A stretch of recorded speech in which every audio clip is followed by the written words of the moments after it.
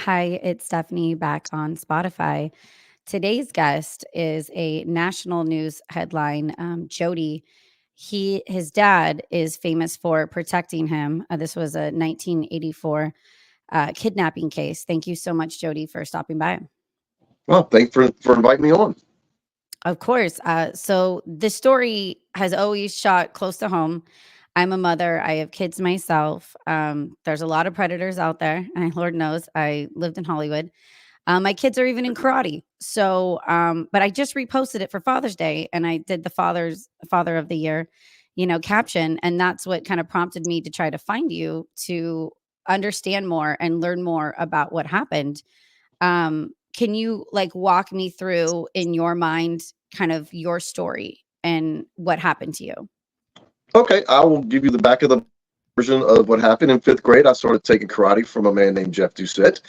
Jeff Doucette at first was great. Would take us to movies and travel to tournaments, and we'd fight in tournaments like the Karate Kid fought in. And he was just a fun guy to be around. Go to the mall, let us go to arcades, give us money. Just, I mean, very fun. But he also was a pedophile, and he was doing that because he was grooming not just me, but my family and my the family friends and the other parents in the karate school, a way so that he could be protected to where I wouldn't tell or any other kid he was doing it to wouldn't tell. And this went on for about a year. It was April '83. We're in Houston, and he wanted to perform an act on me, and I didn't know why. And so, I mean, he went ahead and did it anyway. And he did that for about a month, and then he upped his game, and that's really how he got caught. Actually, because when he kidnapped me, he had financial problems, and this is about after a year we've been around him. He had financial problems. He owed money, and had a court date set, and he couldn't come up with the money. So he decided to leave town. Well, when I'd been his love interest for the past year, he decided to take me with him, and that's where he made his biggest mistake. Eventually, we were going. I was going 10 days, and the police were able to track the phone call to a motel room in Anaheim, California, literally a block from Disneyland, called the Samoa Motel. And I remember I was sitting on the bed close to the door. The door was here. He was on the other side of the bed talking to my mother, and I heard a key jiggling on the door, a knock on the door, and all of a sudden the police came busting in. They arrested him. They took me first to the police station, then to the hospital, then to a home for neglected kids. It took my dad, less than 24 hours to come up with the money or to buy me a plane ticket. And so that night, about 1:10 a.m., I flew out of LAX, heading direct flight to New Orleans. Um, I slept. That's the only time I've ever slept on a plane. I slept. I guess I kind of had a rough couple days being kidnapped and everything, but I slept on a Yeah. plane, and they woke me up when it was time to lift your trays and your seat backs, and I was able to watch us fly into the New Orleans airport. I remember it like it was yesterday, and that was 40 years ago because this past March 16th marked the 40th anniversary of the shooting. And you're so strong, Jody. I mean, I think you're stronger than me and most people that you're able to. I saw you wrote a book, you've been doing public speaking to help other survivors out there and, give your side of the story. Cause I think a lot of people could just hide and get in their shell and not feel comfortable. But this unfortunately happens to a lot of people. I mean, you have a crazy story and there's so many elements of it that makes it so unique and different, but a lot of people have been groomed and they don't understand that when you are groomed you feel special as a child. You're not a fully developed adult. It's easy for you to get in the, well, this is my teacher, this person's in charge, other people look up to them, I'm the chosen one. Did you ever have a moment like that where it actually wasn't scary to be kidnapped but it almost felt like you were special? Okay, well, I didn't feel special when I was kidnapped, but I wasn't scared during my kidnapping because it wasn't like Jeff hadn't been raping me for the year prior. So, I mean, as a matter of fact, I tell people it got a little better on the kidnapping because he didn't have, I don't think, the motivation, the time, the means. We took a bus from Port Arthur, Texas to Los Angeles, California. There's not many times that you can molest a child on a bus full of people. So, the kidnapping was actual better. There were moments of the kidnapping that I, to this day, enjoy. I got to see the Hollywood sign for the first time. I got chills. I thought that was really neat and cool. He took me to Disneyland. We spent, one day in Disneyland. So, I mean, that was, mind off what actual reality was. Um, Wow. So you were but in Disneyland while being kidnapped. Like that. I heard there's child trafficking going on in Disneyland and Disney World too, and it's more common than you'd think. But that just blows my mind that someone's standing next to you in line for Thunder Mountain and they don't know you're this little kid that's been kidnapped. Nope, nobody knew. And I mean, I remember when Elizabeth Smart got uh, people were saying, "Well, why didn't she tell people?" Because she denied who she was at first. And I'm like, unless you've been in that situation, you don't know. So I mean, I wasn't going to step out. I mean, remember this. Remember the one guy ran from Jeffrey Dahmer's apartment to the police, and they brought him back to Jeffrey Dahmer, and he killed him. So I said it when Elizabeth Smart was found that she did what she had to do to survive, and that's exactly what I did, and I made it home safely. And to me, that's the most important thing. I think you're really brave, and nobody understands how much you do freeze and go into survival mode when you are captured or you do have an adult that's much, you know, stronger and older and wiser. And so they're playing games, they're playing mind games. And like you said, the grooming. Moving on to like what you said about Dahmer, that documentary was crazy. How the justice system usually fails children. Unfortunately, it always does. Like the perpetrators, I swear, some people will steal a car and get longer in jail than molesting a child, which is disgusting, in my opinion. Um, what did you think? So, if those of you don't know, his father Gary has since passed. I think he is an incredible person. You know, like the best father ever. I would do the same for my kids. Hit out in the airport, found out that his pedophile was walking through the airport and hid the 38, got it out, and shot him in the head, which ultimately led to his death. And how did you feel though about all of this? And or did your frame of mind change throughout the years? Well, my frame of mind's definitely changed. I mean, you got to realize I spent every day with Jeff for a year. I mean, and we were doing most of 98.9% of the time we were doing fun things, you know. So I first was upset with what my father had done because I didn't want Jeff dead. I just wanted Jeff to stop abusing me. But we do know that the only way that Jeff would have stopped abusing children was how Daddy cured him of it. One thing that I left off to the people who might not be familiar with the story is my father actually, this took place in front of a news camera, a television camera. It wasn't live. Everybody says, "Oh, I was watching it live." You were watching the news live when it aired, but they were not sending a live, "Hey, we're live at the airport, you know, this karate teacher's coming back." So it was on video, but my dad didn't go to jail. My dad spent zero time in prison. He went to the parish prison Friday night and he posted bail Monday morning, and that was all the for shooting someone in front of a news camera that aired on the news. And if you might could find the link, but if you go like the WBRZ airport shooting, they actually have the news from that night it aired.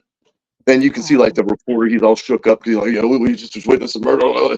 Well, Jeff wasn't dead at that point, but he was reported as poor, un, undetermined but poor condition, I think was what they reported on the news. But it's out there, so maybe you can find the link and, you know, post it however you do or whatever. Yeah, I'll post the link underneath this interview. I know it's on e-footage as well. And then it was going around on Father's Day. Everyone was reposting it, and the radio stations were talking about it. There is mixed emotions and mixed feelings, and I think it fascinates me. I am so on board with a parent going over and beyond to protect their child. That's how I view it. Other people viewed it as he got off so easy, not doing jail time. And I know he had probation and whatnot. He did get punished, but it sounds like the judge knew where your father's head was in the right frame of mind. And that Yeah. this has been going on for a long time. This wasn't something that just happened out of the blue. He was actually friends with your father too, right? How did you know that? Oh, I researched you. Yeah. No, I researched, Where'd and you your see that? dad Like, did. was it another interview where I talked about it? It was a newspaper interview that your dad was a little league coach and an amazing father, and that he actually befriended your father, which is just like even creepier. Well, That the judge was my dad's fraternity brother from college, and I actually have a picture in my back shed of the softball team that his son played on the team with me that my father coached, and that was before I even started taking karate. So yeah, so the judge knew my dad, knew he was a guy, and the other thing that most people don't realize in Baton Rouge, Louisiana, in 1984, if my dad does not plead no contest to manslaughter and he goes to trial, my dad gets acquitted. My dad would not have gone to jail. in 1984. I don't think he would go to jail today, but not to 1984. Not when they learned the details of what happened to me. No one was going to convict my father. Yeah. And the South, I agree with the South a lot more. I think, I don't know, I'm in California and it is incredibly difficult. And I mean, this time is different, right? We're talking 30 years later, but I'm on board. I think he was in the right. Like, it's, but you know what? I can't find any information about, and I am just curious. Where's your mom in all this? How did your mom feel? Well, there's a I don't want to say a famous clip, but whenever I show, we in 2013, ESPN sent a crew to Baton Rouge to interview me and to tell the story on ESPN E60 because Jeff being a karate instructor, and um, so there's a famous line where people, when I show it, when I do speaking engagements, everybody loves this line that my mother said. Is like they asked Tom Rinaldi asked my mother, like, did you ask Gary why he would do something like that? And my mother goes, no, I think that's when I asked him, or I told him, I said, the least you could have let me done was drive you, so that's where she stood. That's good. So she, drove you, and they were separated at the time though. But she wasn't mad kind of at your father or upset. She was more on board. Yeah, she was more on board. Than it was to make sure that, he didn't go to jail. He got the mental help that he needed. And actually, about 3 weeks to a month after the shooting, my mother took him back, and he came back to the home, and he was there until he completed probation because he wasn't allowed to drink on probation. And so my mother was like, if you don't drink, I don't have a problem with him. And so once he finished his probation, he started drinking again, and she left. But she never got a divorce. They were married till the day he died. And Oh, and in I won't remember the year, but shortly after Katrina, my mother was living in Biloxi, and her apartment uh, complex, like her little building, was right across the street from the beach, and it got wiped out, completely wiped out. So she had to live in a FEMA mhm. trailer for a year and a half, and then finally, my older brother, who was directly across the street, he convinced her. He had just had his second child, and he convinced her to move back home, and they would pay her to take care of the kids.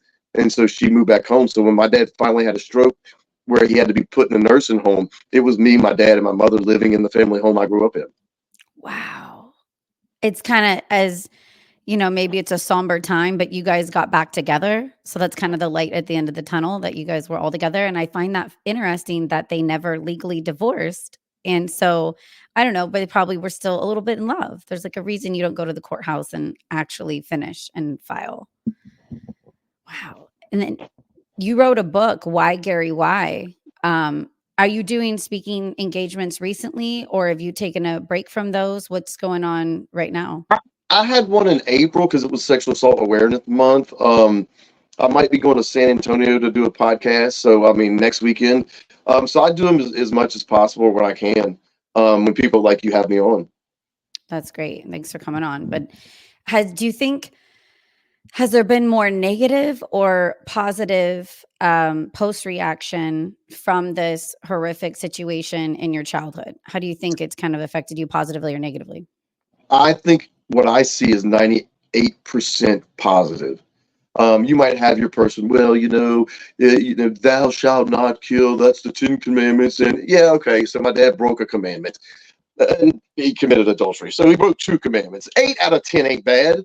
But so from my end, I don't see it a lot. I mean, my sister made like a 40th anniversary T-shirt that said, what is it? Try that in a small town, because she was going to see Jason Aldean, I love and him. there was a guy that saw that shirt that was, I was friends with the brother of the guy who kidnapped your son, and she's like, he said, I want one of those shirts.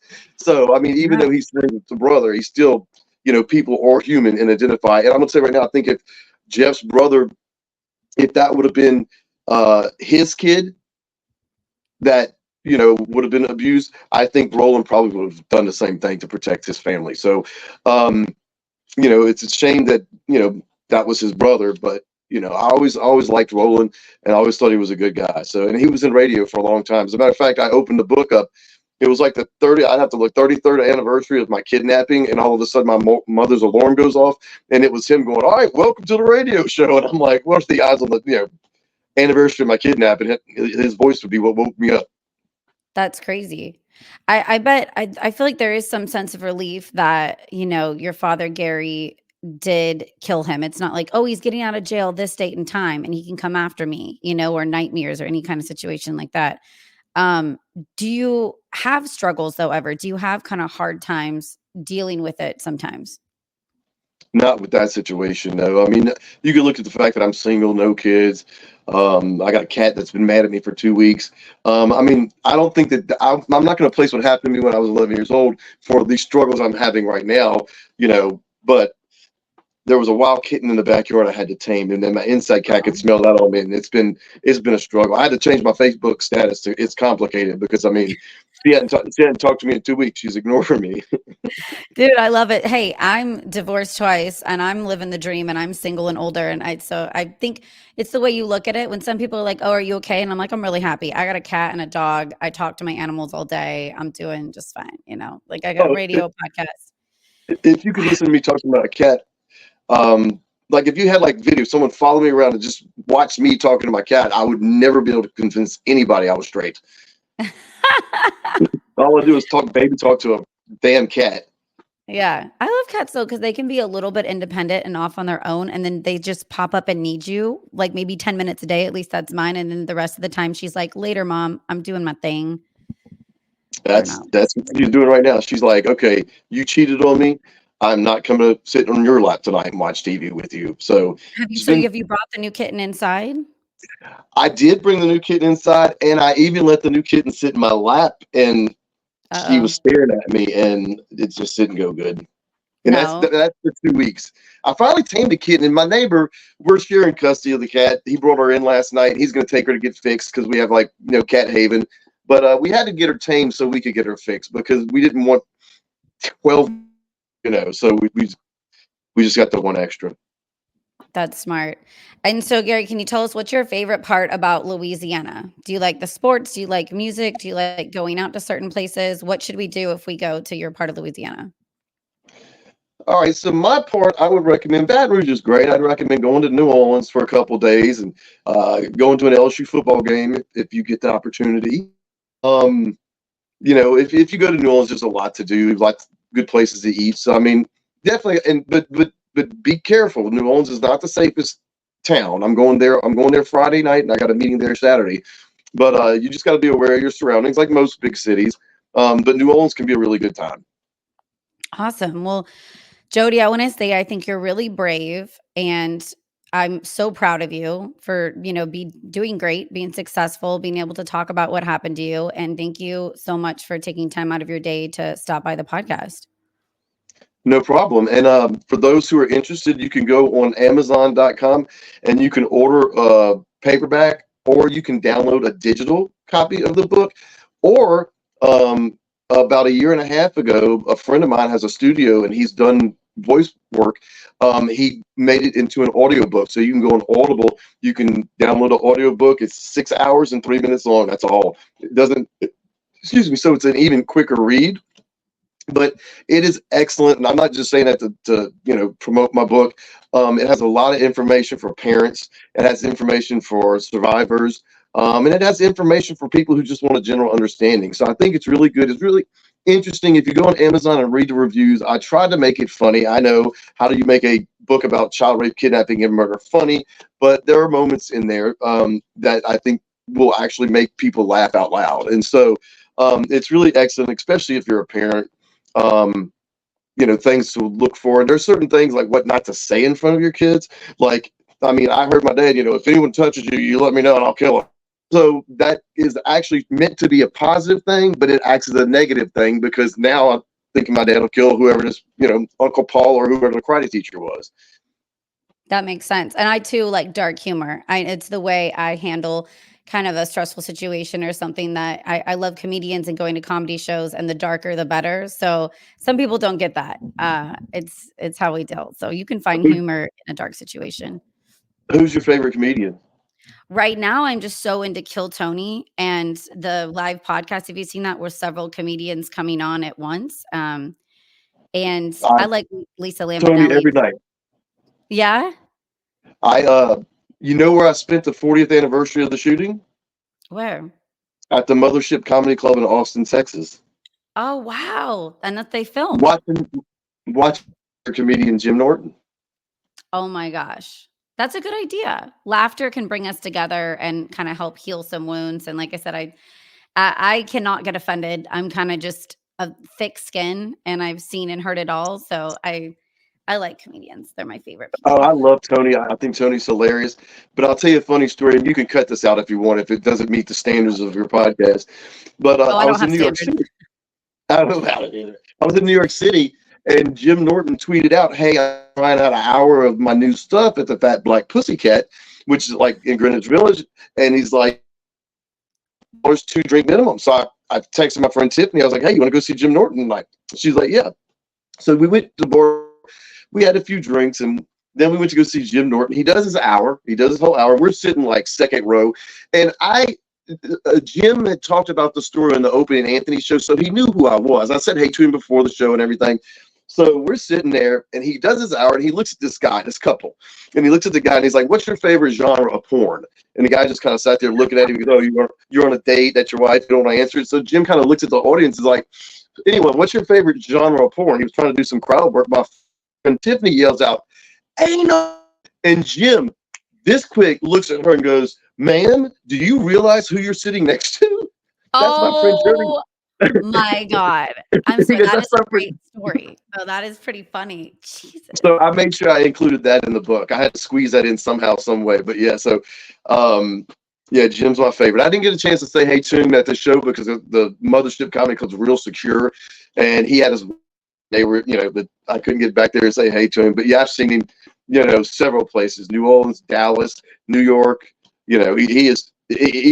If you've never seen him live, I highly recommend it because he's so quick, he's so good. Understand why he has sleeping problems because when he tells you the things that go through his head, it's messed up, but funny. He's nonstop, yeah, thinking about the next idea, and sometimes those are the most talented people and writers. I will definitely put the link to your book too, and we'll do the audio version and, the hard copy version as well underneath this so everyone knows where to find it. Okay, But yeah. I got one more. Can I do one more quick one? Oh, yeah. No, All totally. right. So what? May 31st. So we're like less than a month ago. I went to Biloxi to see Whitney Cummings. And so I was like, oh, I'm gonna make her a little. I usually make gift baskets. I went and saw Karen Feehan in Lafayette a couple months ago, and I gave her a little gift basket with like Louisiana hot sauce, and So after the show, Whitney was like, "Come get a selfie. I'll stay here until everyone gets a selfie." So I just kind of hung back.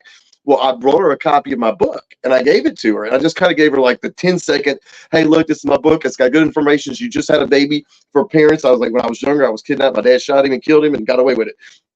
What? She was like, I was like, yeah. And so she, kind of, you know, talked to me. Then she was like, I'm going to go get on this book right now. So when I came back on that Monday, so I saw her Friday night. That Monday, I'm watching an old interview talking about how Joe Rogan would handle like past trauma. And she's like, yeah, just do an ice bath. If you just get an ice bath, that'll help you.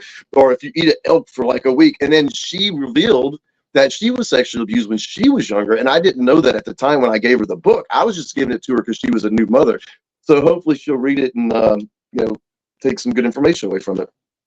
There is more of us that are survivors than I think are out there. Like the numbers aren't correct. Like a lot of us have been through massive trauma and issues. But most of us too that are kind of funny and kind of quirky and witty. We've somehow developed great humor from the trauma.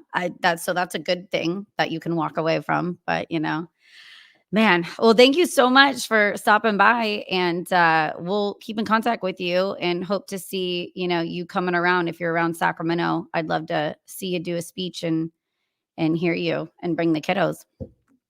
All right, I'd love to go back to Sacramento. I spent like 5 days in Sacramento back in 2004. I was at a conference there, so I really enjoyed myself. That'd be awesome. Well, thank you so much, Jody, and we'll be talking with you shortly. All right, take care. Thank you.